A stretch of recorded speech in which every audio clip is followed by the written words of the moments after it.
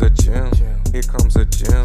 Here comes a gem from MM. Mickey bout to drop a gem. Mickey bout to drop a gem. Mickey bout to drop a gem. Mickey bout to drop a gem. Here comes a gem. Here comes a gem. Here comes a gem from MM. Mickey bout to drop a gem. Mickey bout to drop a gem. Mickey bout to drop a gem. Okay, now listen up.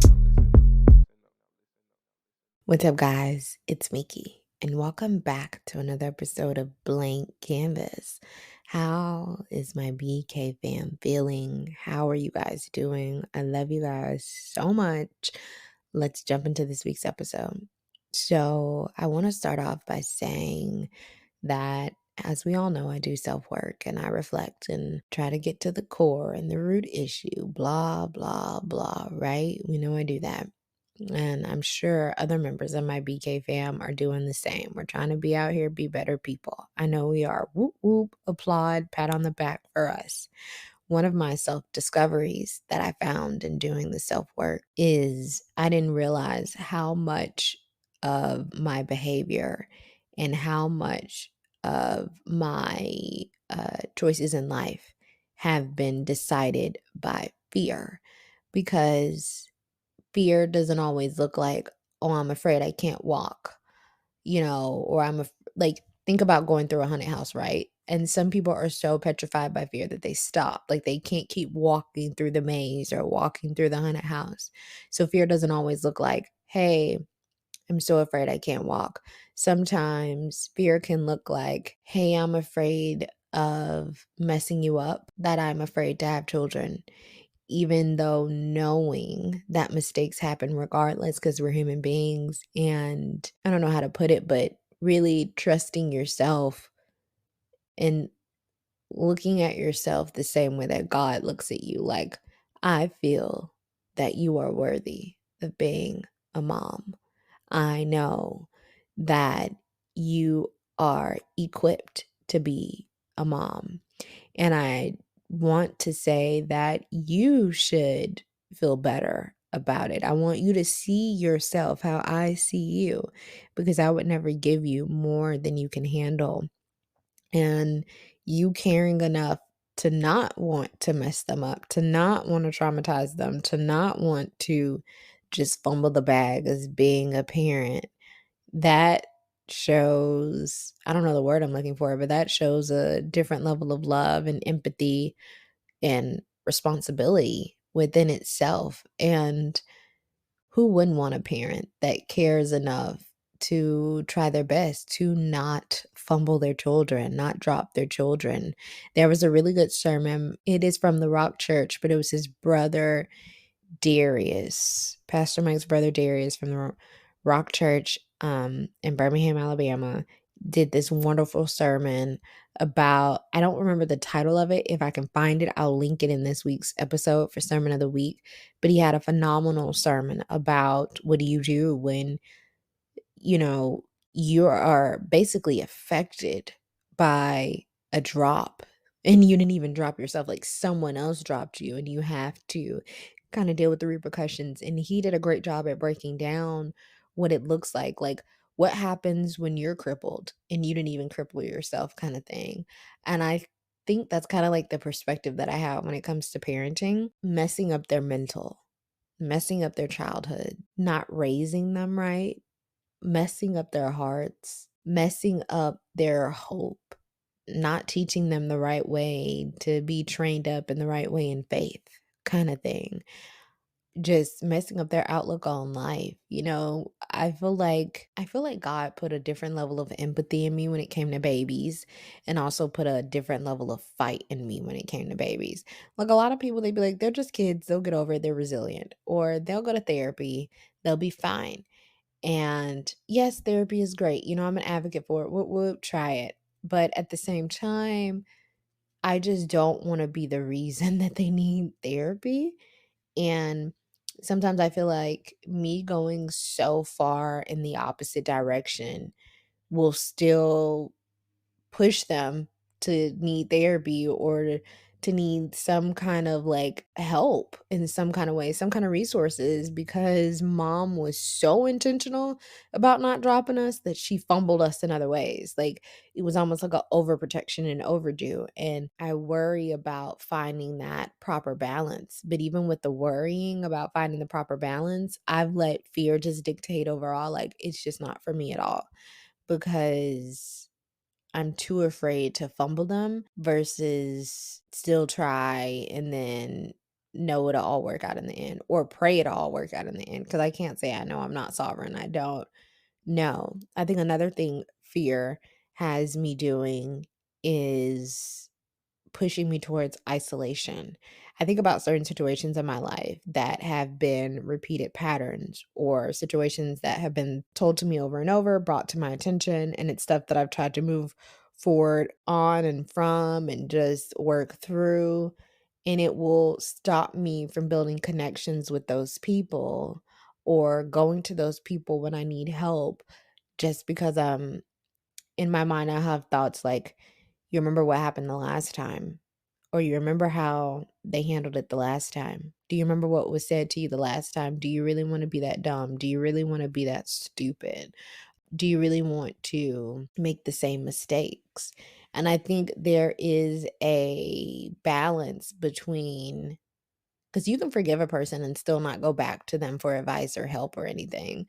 I think there's a balance between not only forgiving them, but also letting giving them the opportunity to see, can you handle the situation a little better? Because maybe that person needed to mature more, or maybe that person was just as afraid as you. I think a lot of situations, well, I'll say some situations that are negative in my life, I'll look back on and I'll say, okay, in that moment, I could only take in this is how I felt. This is how I felt. This is what was happening. This is what I felt, kind of thing. And then you go back and you reflect and you think, I never thought about what the other person was feeling. Was the other person afraid? Was the other person trying to protect me? Was the other person just not understanding what was the shift in dynamics? And so it was bleeding out in other ways, kind of thing. Like, really reflecting and trying to see it from the other person's perspective, I think it has to be a balance with that, if that makes sense, right? And fear has been blocking me from having a certain level of community from past experiences that I've had. And it's made me more prone to isolate, which we know I love to isolate. I love it. But I think the enemy knows that I love to isolate so much. And he uses that to his advantage to make sure that in times when I really need community, I'm so focused on I got it, I can handle it, or I'll just take it to God. And it's nothing wrong with taking it to God. I'm always going to take everything, big or little, every single thing, every single relationship in my life, every single situation, I'm going to take it to God. There will be things that people will be like, "You talked to God about this before you did that?" And I'm like, "Yeah. Yeah. Like, I communicated with him that this is gonna be done. I've already made this decision, and I'm not saying he may have been proud of me for some of the choices that I made. I'm sure he would have wanted me to make better choices to protect me and to love me and just we got to think about God as a good, loving father, right? So he tells us certain things for our protection. He tells us certain things so we don't have to experience certain hardships and pain.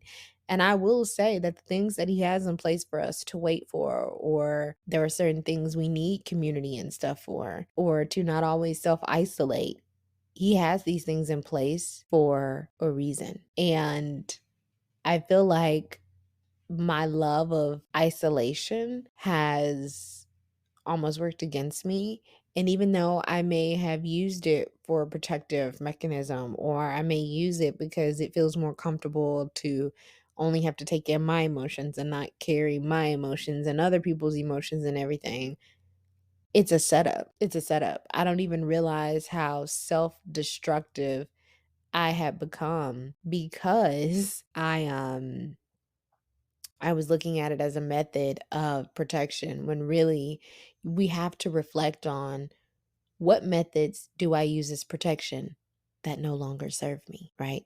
And so that is what I had been doing. And I had realized that a lot of my decisions, whether it was, do I want to become a mother or not? Do I want to, entrust certain people in my community with different secrets? There are some things that no matter how close they are to me, I hold them and I hold it in and I deal with it by myself. But there are certain things and certain issues that I wish I had community to go to, like other people. Like they'd be like, oh, so and this happened, or they make a joke about certain things without going into, you know, too many details. Like there are certain everyday characteristics, not characteristics. There are certain everyday situations that the average person, and I'm a female, so I'll say female, go through that I handle alone for the simple fact of past experiences and also seeing other people's experiences and being like, oh no, I'm gonna shut up. I'm gonna hold it to myself. I'm gonna try to figure this out by myself. And it's not to say God won't guide you, because he absolutely will. And it's not to say that he can't help you, because he absolutely will. But he tells us that we need community as well for a reason. And so as I was reflecting, I was basically seeing how my love for isolation, the enemy was taking advantage of it.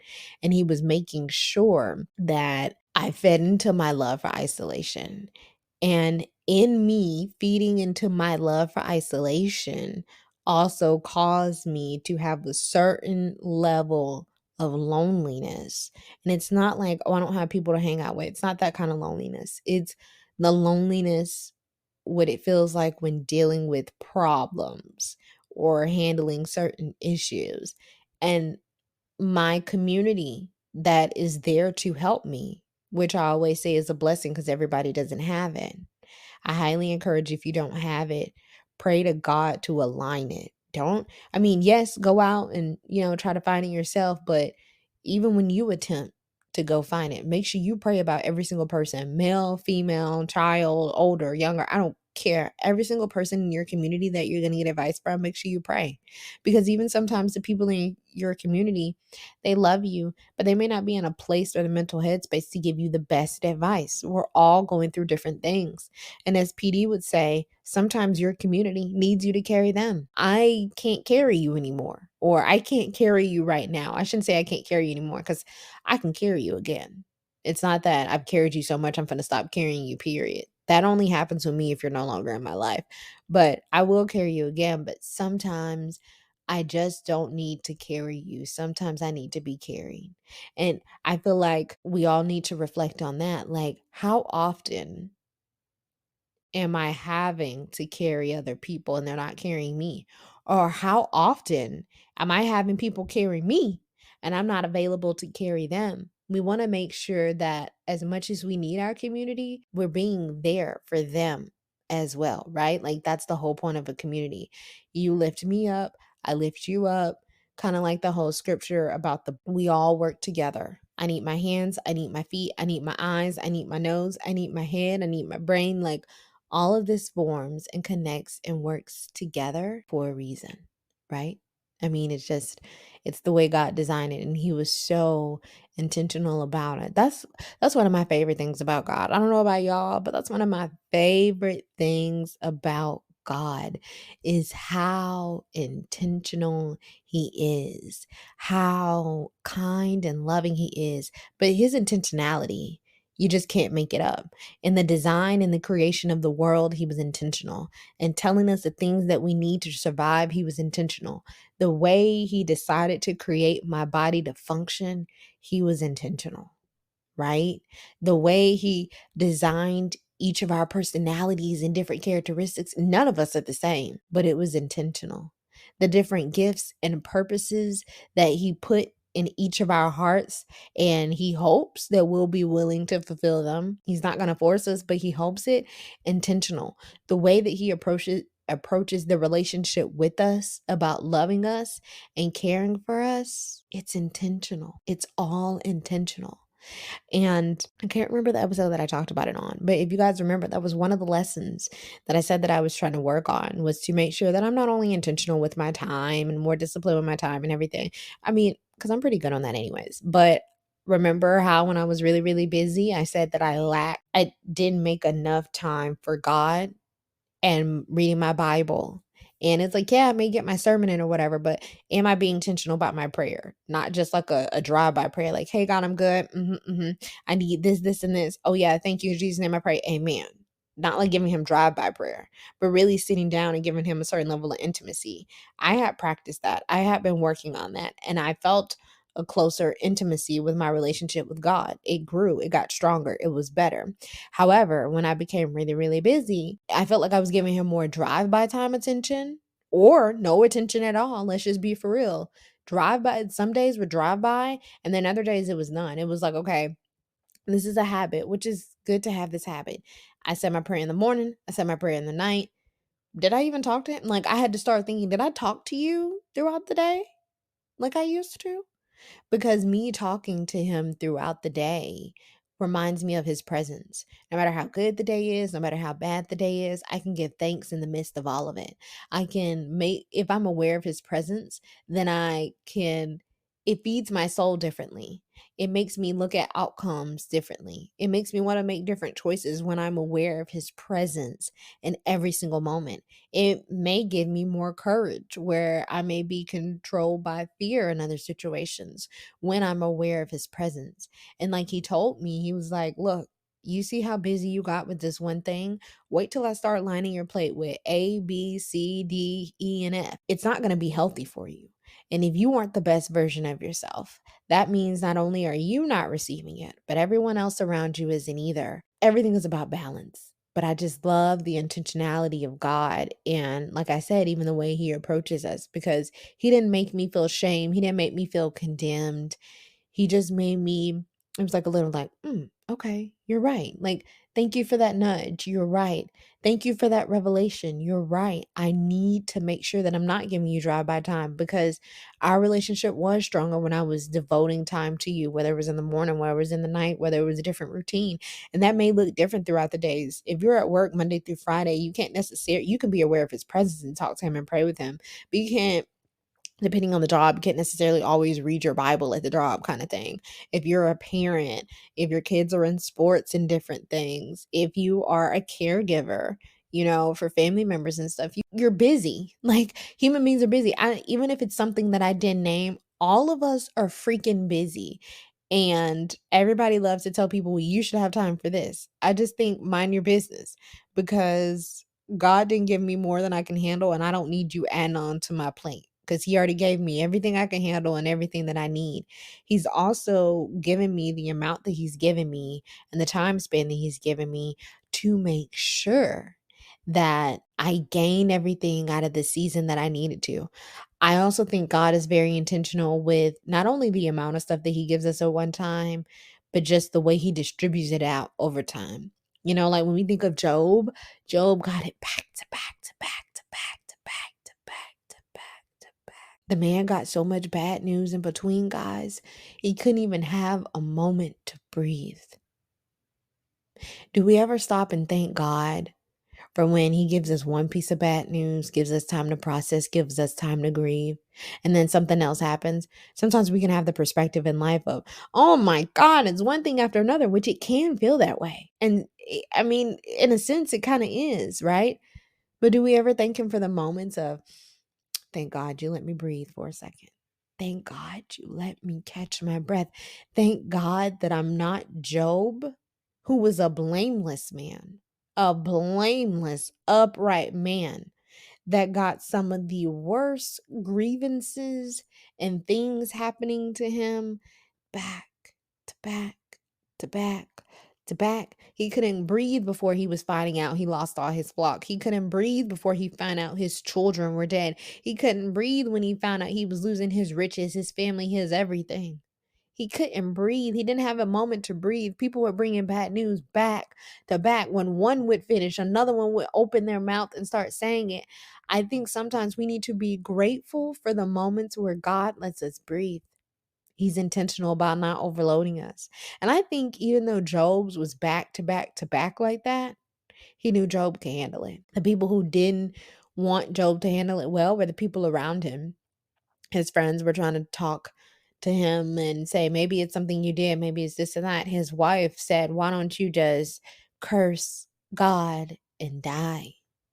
And I think it's so easy to be judgmental, but PD gave me a whole different perspective of her, because sometimes our loved ones and our people and our communities that we have hand chosen and picked to love us, to care for us, to be there.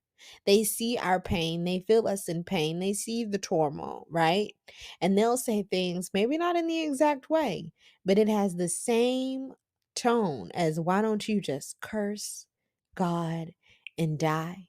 And PD reminded me of how easy it is to be in Job's wife position.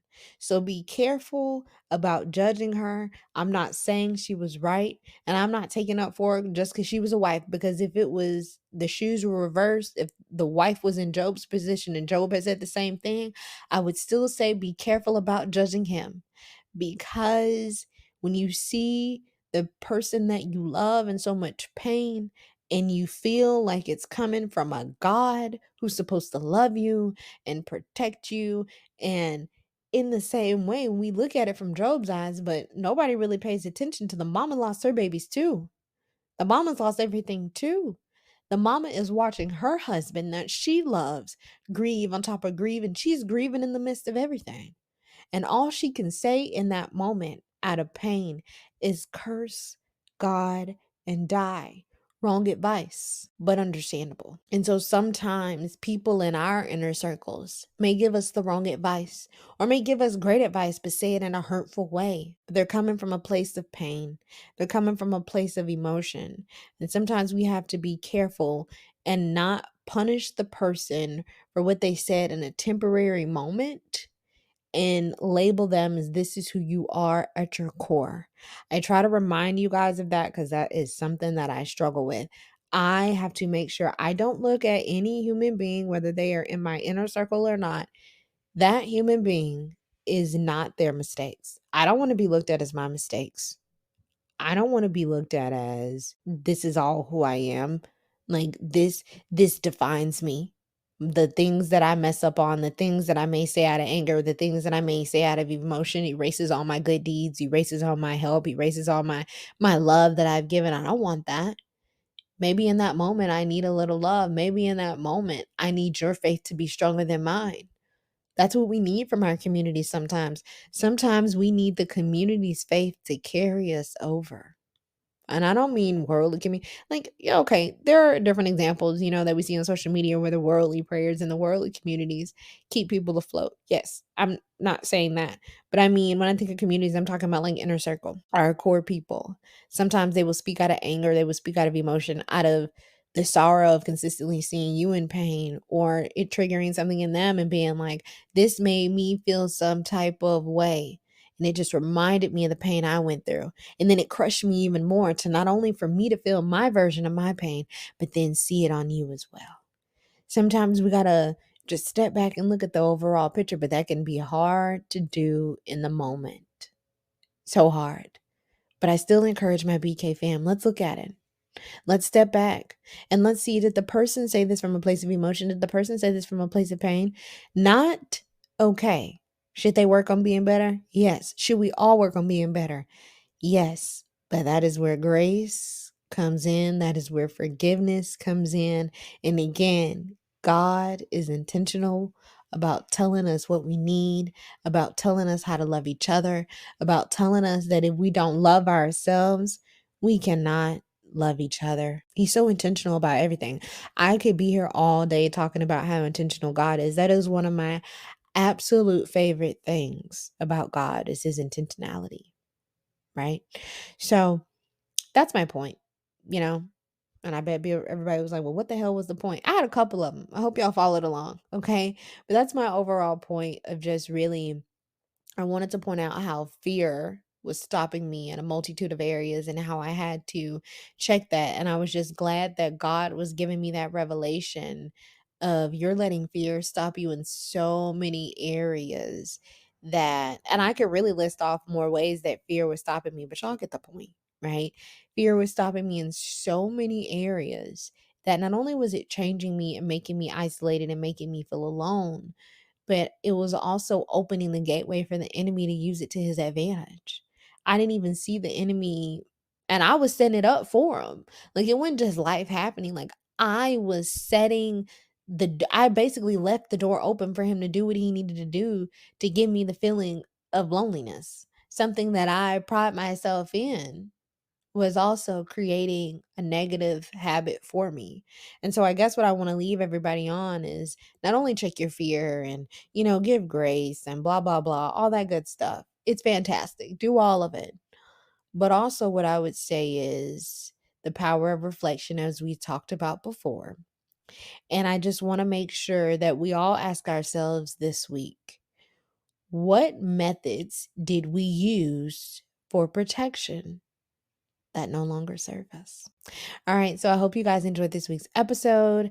I can't wait to see what we talk about next time. I hope this made sense and it flowed right. I hope so, guys. I love you, my BK fam, and I can't wait to see what we talk about next time. All right, guys. Bye.